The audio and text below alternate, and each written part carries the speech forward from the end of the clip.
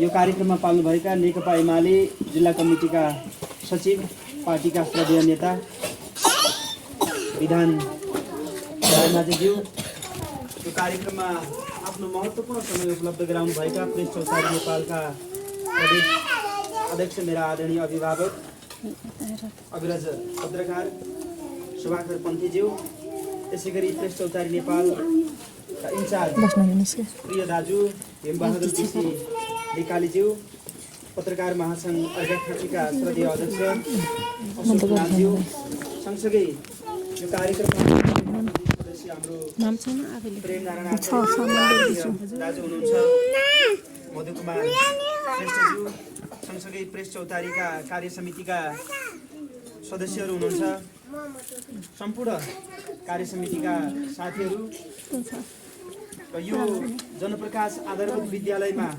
अध्यापनरत मेरा श्रद्धेय गुरुहरू जसले मलाई क नदेखि शिक्षा प्रारम्भ गर्ने कार्यमा महत्त्वपूर्ण भूमिका खेल्नुभयो। उहाँहरूका कारण आज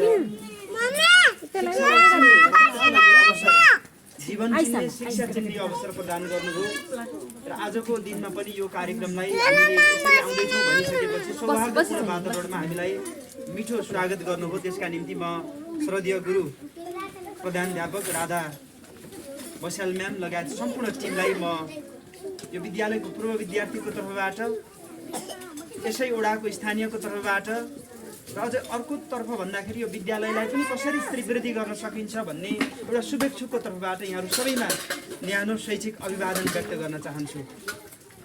आजको दिन खास गरी मेरा निम्ति मात्र नभई हामी पत्रकारिता गर्नेहरू, त्यसमा पनि हामी प्रेस चौतारीका साथीहरूका निम्ति मात्र महत्त्वपूर्ण दिन नभएर हामी सबैका निम्ति, खास गरी हामी समाज परिवर्तनको यो आन्दोलनमा हामी लागिरहेका छौँ, हामी दिगो विकास सुशासनको आन्दोलनमा लागिरहेका छौँ, हामी समाजमा भइरहेका गरिबी, भोकमरी, त्यसै गरी कुरीति, अन्याय, अत्याचारको पर्दाफास गर्ने यो अभियानमा लागेका छौँ। त्यो अभियान विरुद्धको यो अर्को चाहिँ यो ऐक्यबद्धता पनि भएको हिसाबले यो दिन चाहिँ हामी सबैका निम्ति पनि महत्त्वपूर्ण भएको म सबैमा स्मरण गराउन चाहन्छु।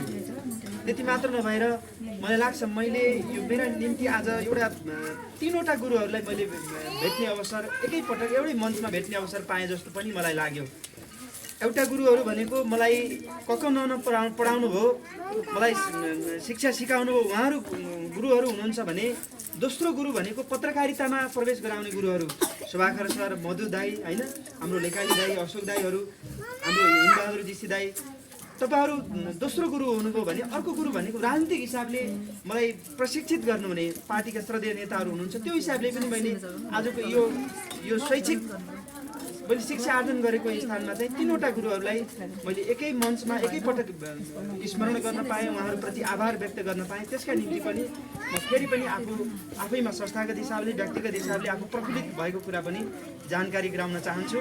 र यो दिवसलाई मनाउनका निम्ति लाग्नुहुने मेरा सहयात्री मित्रहरू, प्रेस चौतारी अर्घाखाँचीका जिल्ला समितिका सबै साथीहरू, सँगसँगै यो कार्यक्रममा आफ्नो अमूल्य समय प्रदान गर्नुहुने पार्टीका श्रद्धेय नेता, पार्टी जिल्ला कमिटीका सचिवज्यू, प्रेस चौतारीका प्रदेश अध्यक्षज्यू, जिल्ला इन्चार्जज्यू, त्यसै गरी प्रदेश सदस्यज्यूहरू, सबैमा म प्रेस चौतारी अर्घाखाँचीको तर्फबाट फेरि पनि यहाँहरू सबैलाई आफ्नो अमूल्य समय प्रदान गर्नुभएकोमा आभार कृतज्ञता ज्ञापन गर्दै विद्यार्थी भाइ बहिनीहरूलाई अब भोलिका दिनमा जनप्रकाश आधारभूतमा आउँदाखेरि हामीले थाली बोक्नुपर्ने, प्लेट बोकेर आउनुपर्ने मलाई लाग्छ त्यो अवस्था चाहिँ पर्ने छैन।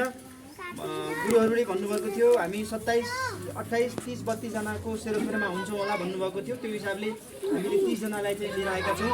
नपुगेकोलाई हामीले पनि म्यानेज गर्न सक्छौँ, 2-4 जना विद्यालयले पनि म्यानेज गर्न सक्नुहुन्छ। त्यो हिसाबले भोलिका दिनमा पाल्नुहुने विद्यार्थी भाइ बहिनीहरूलाई अब चाहिँ अब घरबाट प्लेट पठाउनु पर्ने त्यो अवस्था चाहिँ छैन, किन भन्दा अहिले नेपाल सरकारले खाजाको व्यवस्था विद्यालयमा गरेको छ। अब प्लेटको व्यवस्था चाहिँ हामीले प्रबन्ध मिलाएका छौँ। त्यो हिसाबले अरू विद्यार्थीहरूलाई पनि तान्नका निम्ति पनि यसले एउटा महत्त्वपूर्ण सन्देश चाहिँ प्रवाह गर्छ जस्तो लागेको छ। र अर्को कुरा मैले यहाँकै स्थानीय भएको हिसाबले एउटा के कुराप्रति अन्तिममा दुःख पनि व्यक्त गर्न चाहे भन्दा यो विद्यालयमा दरबन्दी काटियो भन्ने मैले जुन खबर पाएँ त्यो दरबन्दी काटिनु विद्यालयका निम्ति त अत्यन्तै त्यो दुःखद हुन सक्छ। म यो ओडाको भएको हिसाबले म एउटा त यो ओडाको भएँ, दोस्रो कुरा मैले पनि शिक्षा क्षेत्रमै अध्ययन गरेको, शिक्षाको मर्म बुझेको भएर दरबन्दी काटिनु दुःखद कुरा हो। यसका निम्ति आगामी दिनमा विद्यार्थी सङ्ख्यालाई चाहिँ हामीले बढाउनका निम्ति हामी लागौँ। त्यसका निम्ति म जुन ठाउँमा जसरी लाग्नुपर्छ तपाईँहरू गुरुहरूसँगै म घर घरमा हिँड्नु पर्ने हो कि अरू भएका विद्यार्थीहरूलाई कसरी यहाँ ल्याउन सकिन्छ, यसलाई चाहिँ नि आधारभूत कम्तीमा अहिले हामीले 5 सम्म ल्याएका छौँ। अब यसलाई 5 सम्म होइन 8 सम्म ल्याउनका निम्ति पनि म एउटा स्थानीय भएको हिसाबले विद्यालयको पनि स्तर वृद्धि गर्नका निम्ति पनि आफू लाग्ने प्रतिबद्धता व्यक्त गर्दै आफ्ना भनाइहरू र यो कार्यक्रम छोटो औपचारिक कार्यक्रम यही समापन भएको घोषणा गर्न चाहन्छु। धन्यवाद, नमस्कार। एउटा ग्रुप फोटो हानौँ होइन हजुर।